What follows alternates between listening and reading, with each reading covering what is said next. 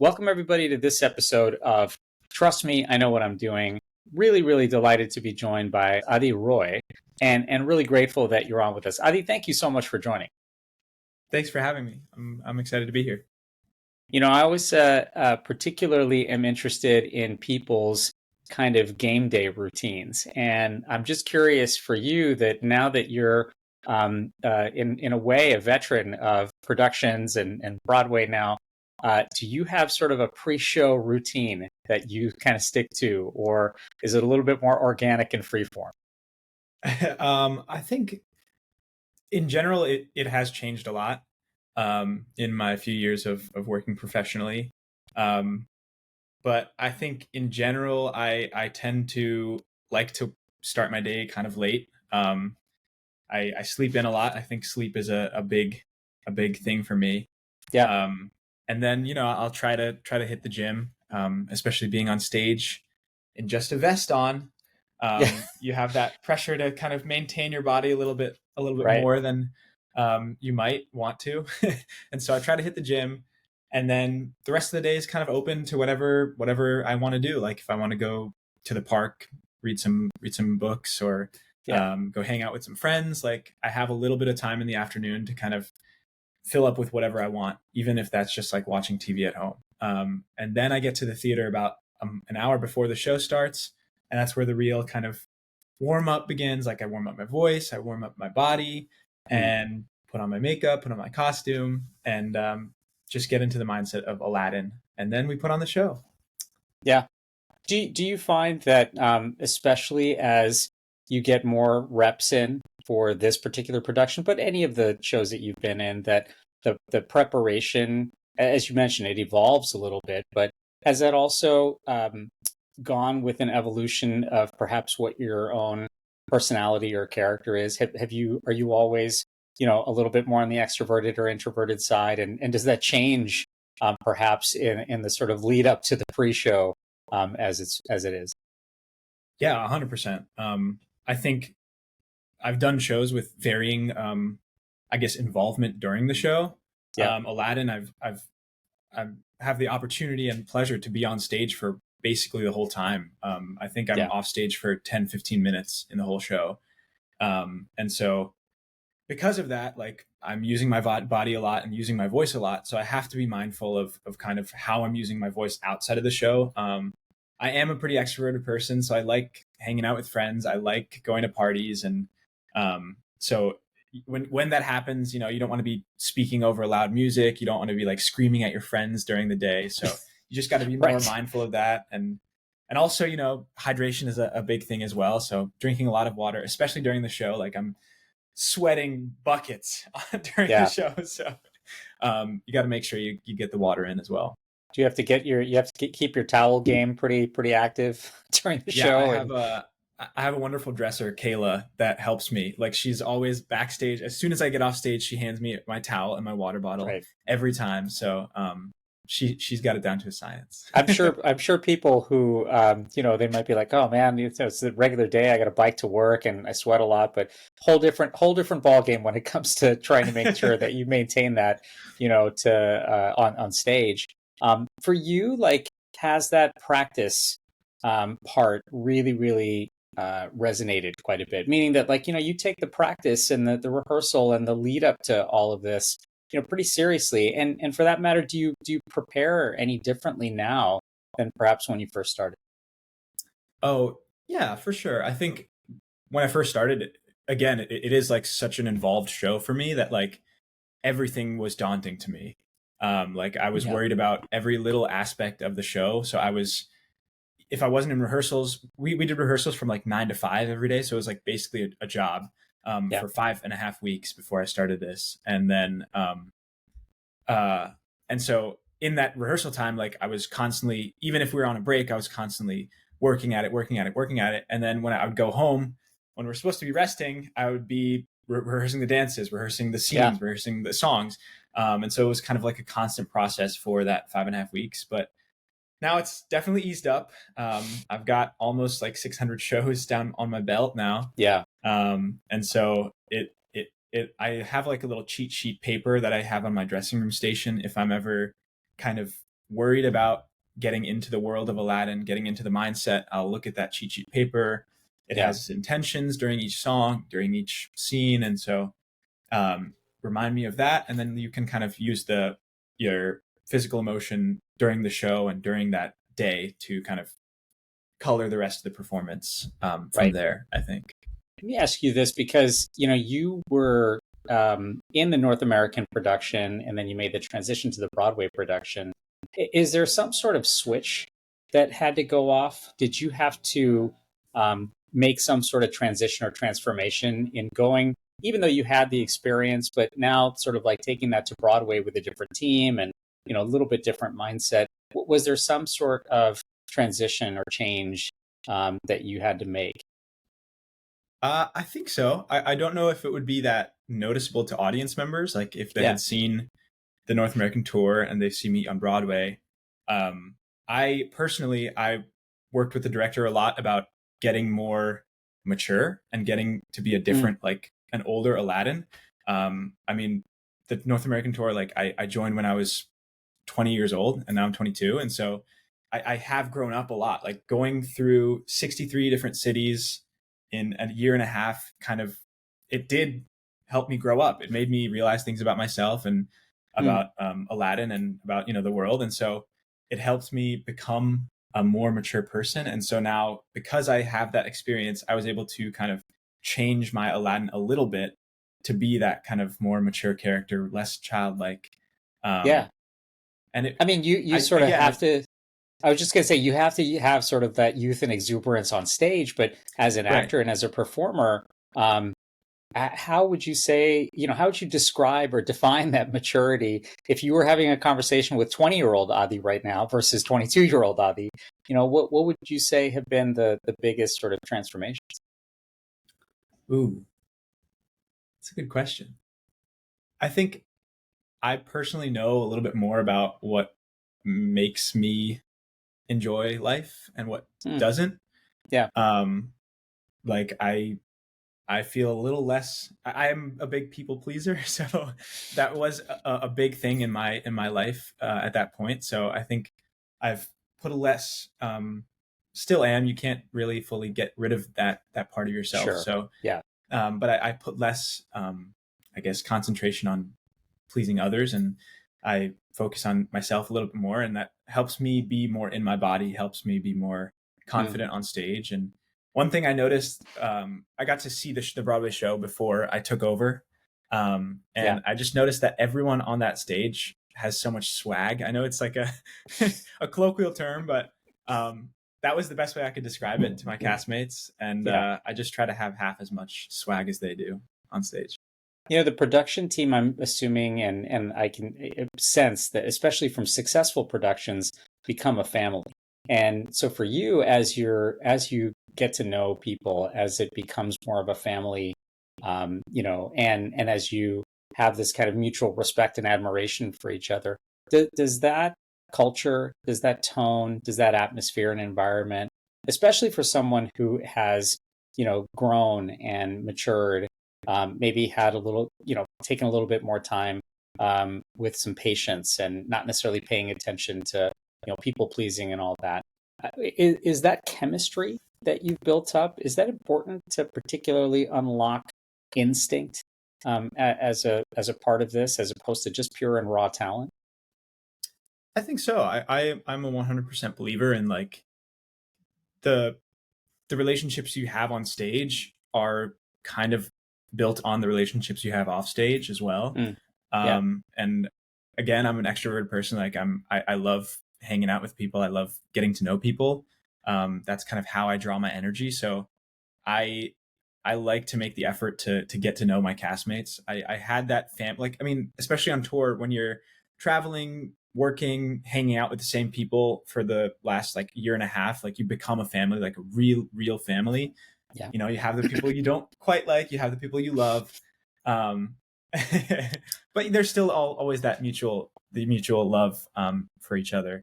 But yeah. now that like you're on Broadway and everyone kind of has their own separate lives, like there is the ability to kind of lose that familial bond. But Mm, I personally know that I work better on stage if I have those offstage relationships. Yeah. And so I have loved getting to know these people over the last like 3 months that I've been here. And I think we have gotten to a place where we're kind of family, and we are friends outside of work as well. Yeah. Which is great. It's needed, I think. I imagine that that makes it that much easier again for like you to just be you and Yeah. allow for that instinct and natural ability to, in a way, such a structured and very, very manicured and heavily directed set of skills that you have to perform. And yet, there are always little nuances to it, I imagine, where your instinct and your experience then come through, and maybe it's easier when it's with people and that you sort of like have that familiar relationship with.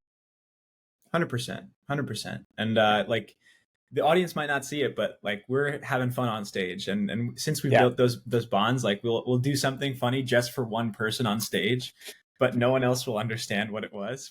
Yeah, It's just like the small little moments you have with each other that kind of make the performance that much more fun. How do you deal with mistakes and nuances that sometimes either are super obvious to the audience and things that you're just like, oh boy, that really went wrong, and maybe only the cast and the directors know it and the production team knows it, but how do you deal with that a little bit differently perhaps than when you first started? I think I have learned a little bit. I think when I started, there would be a few times when I'd forget a line and just completely blank. Yeah. But I feel, knock on wood, that I've gotten a little better at kind of bridging the gap between a blank mind and figuring out where to go after that. Mm. Especially knowing the show and knowing where it has to go now. You can figure out some version of a sentence that brings you to the next line. Yeah. But I think it's, you have to trust your castmates as well. Like when you make a mistake, sometimes they'll have to pick up the slack, and you'll talk about it off stage. You'll be like, "Hey, why'd you do that to me, bro?" Right. But but like it happens. It's live theater, and mistakes will happen. But Yeah. sometimes you just gotta laugh it off and keep going, because the worst part is if you like just shut down and can't get through the show. Right. Right. That would, I'm sure be, not the most memorable of moments. I'm curious, like from your previous experiences from Jagged Little Pill, are there elements of performance or techniques or lessons and learnings from those previous experiences that you definitely hang on to and that have actually accelerated the kind of trust that you've built for yourself and with your team on Aladdin? 100%. During Jagged, I feel like I tend to say that I don't remember a lot of my time with Jagged, just because it was a whirlwind time for my life. Yeah. I had been plucked out of college to come be on Broadway, and that in itself was a crazy time for me. I was still living in my college dorm room while commuting to work, Right. because I went to NYU, Yeah. and so just even that was crazy. But it was like 2 months of being on cloud nine. So Mm. I feel like I didn't remember too much of it. Like I was just living in the happiness of being on Broadway, being where I've wanted to be for so long. Um, Right. but I think I have learned a lot in terms of the craft. I think I was so granular about things back then. Like I wanted to make it perfect for myself in my mind, but I don't think it was quite getting perceived in the audience that way. Mm. And Yeah. so I've learned that, especially with theater, you have to work for the entire theater. You have to do things that allow the entire theater to come into the story and believe the story. Right. Um, Whereas with, I guess, like film and TV, which I was studying at college, it's kind of more granular. It's kind of even like a twitch of the eye will, change the perception of the scene. So I had to let go of all that and had to make sure that I'm bringing everyone else into my world as well, which is a lot of like actor talk for just being more open, being more. um, But it's actor talk, and yet if you think about this in perfecting the craft and all the little techniques that you develop, is it better, in fact, to have more breadth of experiences because you just see a diversity of ways that people deal with somewhat of the same thing, whether that's letting go of some of these, the attention to those small details and being granular versus, kind of living in the moment and making sure that you're engaged and present.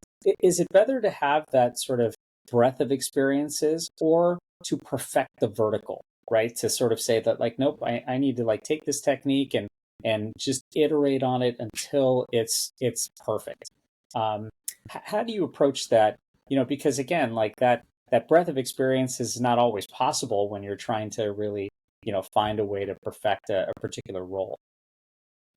Yeah, I think there's room for both. I personally feel like the more you do things that are out of your comfort zone, the more you'll get better overall.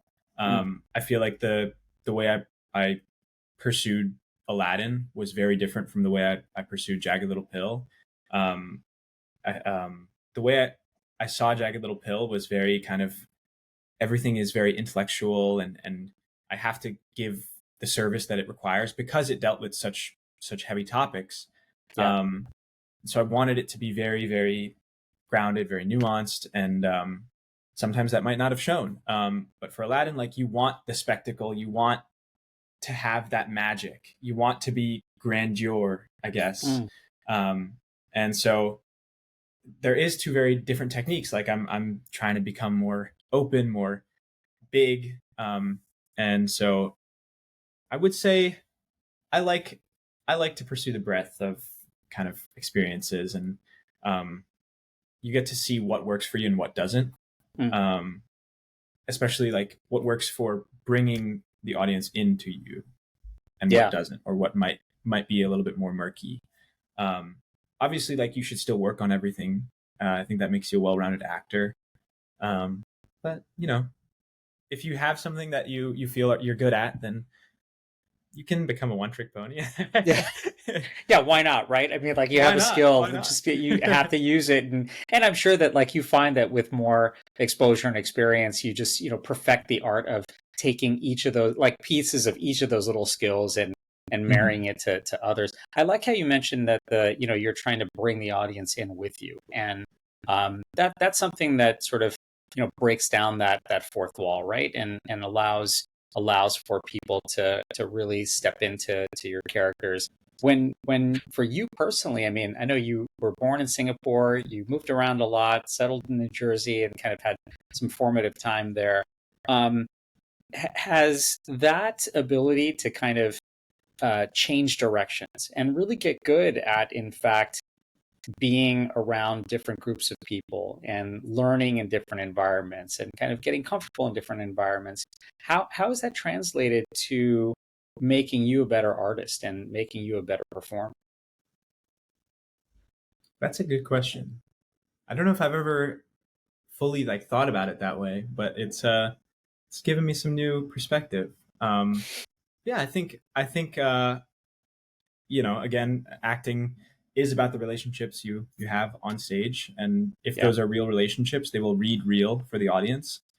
Um, and so I think because I've moved around, because I've had to find my footing in very many different places, I think everyone kind of has to, even if it's just like you lived one place and you're going to college somewhere else, like you have to still figure out how to build a life somewhere else. So the more you do it, the better you get at it. So I think um, you know you are more easily adaptable if you go through those experiences. You're Mm. easier. It's easier to kind of figure out how to build real relationships, and that's I feel like paramount to being an actor. You, you know, um, Being an actor and having a great solid run with a production team, and now having two different Broadway experiences. I've heard other actors, that I've had conversations with, talking about that they're just no matter what, even if they're in the same spot for 3 years, they do feel internally like they're always auditioning or they're always on display and thinking about sort of like, hey, you know what? Yes, who is it out there that's watching me? Um, and so for in a way, is it hard to find balance between feeling comfortable with the production and then also that sort of idea of ambition and feeling complacent Mhm. and restless and securing the next job or the next gig? And how have you been able to sort of marry both of those together? That's a good question. I think, as you probably have heard, like a lot of people think that acting is the jobs that we do. But like some actors believe that the real job of acting is the audition part of it. Like you're constantly auditioning. Mm, Um, and so if you treat the auditioning as the part of the job, and then the actual acting as kind of the result of the job, like the gift that you receive for getting the job, yeah, I feel like that helps kind of bridge the gap of like feeling complacent and but also feeling grateful, and also feeling like you still have to, you want to be ambitious, you want to find things that excite you creatively, and so I feel like thinking of it that way, I've heard other actors talk about it that way, and that kind of has helped me not feel like, oh man, I don't want to be complacent, like I don't want to right. just let go of everything. But yeah, it reminds you to be grateful about it, and also it's a gift that you get to do a job. Yeah, I love that. I mean, I do think that there's, some moments where you really, really want to be grateful and have gratitude for it, and yet the craft that you're perfecting perhaps is, when you're in the spotlight and you're constantly auditioning in that way. Um, for you, does that mean that it's perhaps, and maybe it doesn't, but because I don't want to assume that, but does it mean that it's sometimes very hard to find, a place of being content? Oof, yeah, that's the actor's age old question. Right. I feel everyone. I mean, it's not even just actors. I think everyone wants Sure. like wants something else. Even if you have it, you want something else. Um, and especially with acting, where it's so glamorized, it's like, okay, Yeah. like I want the next thing. I want the next thing. But then you have to remind yourself, like I, for me personally, I'm 22 playing the lead role in a Broadway show. Like I don't think that many people can say that, and so you have to kind of pinch yourself. Like I dreamed about this life just years ago, and Yeah. here I am years later doing it. And so yes and no. I feel like everyone will always feel discontented with where they are. Mm. But as long as you remain grateful, as long as you tell yourself, remind yourself about these wonderful things, like or think about your previous self who is sitting in your bedroom, childhood bedroom, dreaming of being on Broadway. You kind of Yeah. you get that excitement, you get that contentment again. I'm Mm. just like I'm starting to smile just thinking about it. Like that was a good question for me personally. Like that healed my heart a little bit. We're all about healing hearts. That's true. I want to ask you this because again, this is something that, particularly given your background, I'm very curious about. When you're reflecting on the sort of professional journey and your professional identity, right? The sort of like identity formation for you as a performer, as an artist. Do you consider yourself an actor, an artist, or performer, or is it important to have the South Asian American actor or the South Asian American or Indian American actor, performer, artist label, on that? Or for that matter, does it matter? I think it definitely matters. I mean, I think that just looking at me, you'll realize that I am a South Indian or South Asian actor. Um, but I think yes, it is good to remind people that you are South Asian. You are someone that is a minority in this country that is taking up this lead role in a musical, Yeah. because it's a point of representation that like some people haven't had. I know that I found my representation growing up in Bollywood and Tollywood movies. Mm, My parents would sit down, like that was our dinner time kind of conversation. Instead of conversation, we would sit down and watch a movie yeah. all together. And so that kind of like brought me up because there weren't really too many South Asian actors English movies. Like there just Right. weren't. So we couldn't really bond on that fact. So because I can understand their languages, I would just sit down and watch these Bollywood and Tollywood movies. Tollywood being Telugu. My mom is from Andhra, Mm. so Yep. she speaks Telugu. So we really love those Tollywood movies. Well, I mean, and in watching Bollywood and watching Tollywood, and now thinking about this, it's certainly, your craft and your skill in playing a role has to be, obviously, if there are cultural aspects of it, or if there are things written in there that blend in who you are and make it easier to perform that particular role. And yet I'm sure in some ways, kind of like being a strong actor or performer or artist is in a way agnostic to that as well. Um, but in a sense, like, is it important for you that there's whether people call it a responsibility or people call it like representation, like, is that something you want to be front and center for your work, or is it sort of a sidecar, if you will? And it can be either. There isn't a right answer to that one, but I'm just curious, like, especially in a place like Broadway that hasn't been, penetrated a lot particularly by Indian American or South Asian American artists. How does that hit you? Yeah, I think I've always thought of it as I want to be known for my work and for my background. Yeah, Um, so as long as I have this weird kind of conflict with that because I want it to be not the fact that I am getting work that makes me that good actor for this background.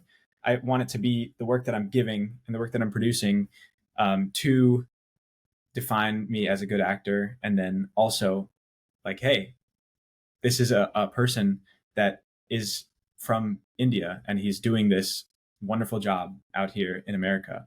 yeah, Um, I think it's definitely it is good to have those people as points of representation. It's humbling to think that I might be one of them yeah, because yeah. I feel like I'm so early on in my career that it's an honor to be that. I mentioned that Broadway being sort of a tougher nut to crack, and it is a little bit more challenging of a place to penetrate when it comes to South Asian artists or performers. And um, why do you think that is? And perhaps what needs to change to make that more of an accessible platform, an easier platform, or one where those who are in places of power or places where the decisions get made, can start reflecting on that a little bit and make more opportunities perhaps for not just South Asian or Indian Americans, but anyone out there. Yeah, it's a great question. I think it's definitely I think a little bit of both sides. I feel like yes, producers also have to um, they have to open more space, and I don't think that there has been a precedent for that. In It's starting to change now, but before this, I feel as though there wasn't really a precedent for allowing minority actors to kind of take up spaces that are not defined specifically as that minority or Yeah. but I think it's starting to change. I think there's more of an agnostic view of acting, and as more people in minority groups start taking up those um, roles, I think people will realize not only just the audience, but like the people behind the scenes will also realize, oh, this is possible. Like you don't have to just cast um, you don't have to cast just like white people basically. Yeah. It Yeah. can be a minority actor as even if it's not specified for that. It's more like defined by the work and defined by um, the performance, I guess. Mm. I mean, and as someone who's emerging in their career, and a lot of this is blossoming for you, do you have designs on that space, whether it's directing or producing or writing, and thinking a little bit about like wielding perhaps those decision making capabilities, and in the future, sort of like being able to be at the place where, yes, I can actually be a part of that and make those sort of things happen. Yeah, I'd say so. I haven't really dabbled in it too much. I have a bit of I have a bit of fear actually of being kind of in that directorial or even like writing, but um, I've been open to producing stuff for a while. I mean, on Jagged we had some South Asian producers, and Mm, I kind of really admired having a South Asian producer. I don't think I've ever heard of that, ever seen that, and just even seeing that point of representation, it kind of opened a door for me myself. Like I was like, okay, I don't see why I can't do this as well. You know yeah, what I why mean? not? So Yeah, why not? Why not? And so I think so. I'm going to keep the door open. I'm yeah, going to follow it where it takes me. But as of right now, I don't have anything stirring yet. yeah. Yet being the key word, right? Yet. Yeah, and so a couple of more rapid fire ones. Talk to me about your favorite Alanis Morissette song. Oh my gosh. I would probably have to say head over feet. Mm, That was the one I okay. had the most fun on. I know ironic is probably the cliche answer, and I did have a lot Yeah. of fun singing ironic, but head over feet. We had a swing set in the Broadway production that we were like doing tricks off of while singing that song, and that was just like the most fun I've had, I think, in a show. Yeah, yeah. No, no, no. I'm sure everyone has their own like answer for that. I actually like that. I don't know the title of it, but there's a song where she's just saying it's a lot about gratitude, and she's saying thank you, and there's a thank you Yeah, India part in one of the songs. I yeah. forget. So, It's um, called Thank You, I think. is that it? Yeah. All right. I think so. I gotta step up my Alanis game here. I can't believe I'm not remembering the song. How about what's your favorite Disney movie? Ooh, I'd have to say Hunchback of Notre Dame. Ooh, wow. Okay, that was a wild card for sure. And It's is also that one of my favorite stage plays as well. So that kind ah of colors it as well. yeah, no. And was that something that you watched as a kid growing up, or Yeah, I'd say so. Yeah, yeah, I watched both the bootleg, sorry, of the of the stage version yeah, and the animated feature countless times. nice, nice.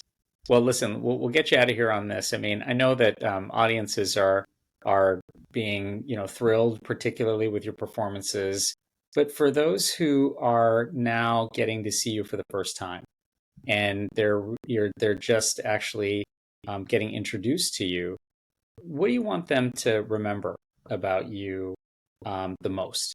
How do you want them to feel, particularly after seeing you for the first time?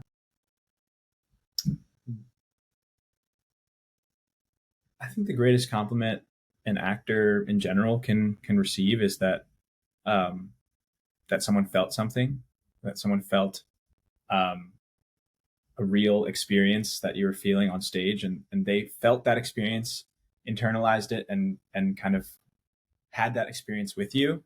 Um, and if you feel something while coming to Aladdin, I hope that so that's something I can do for you, and hopefully you take away that this story is, while it's a lot of glitz and glamour, it's also like a very grounded human story. Especially with Aladdin himself, he kind of wants to. He's someone who just wants to better himself at the end of the day, and that's something. It's a human experience that everyone can relate to, and if you buy into that idea, then I think you'll go on a wonderful journey with us. Well, I know lots of people are having that experience, relating to you and your performance, and really going on that journey, and hopefully for many, many more journeys. Adi, thank you so much. This was really a treat to share a conversation, and I hope we can catch up with you down the road. Yes, wonderful. Thank you so much. You're listening to Trust Me, I Know What I'm Doing. Stay tuned.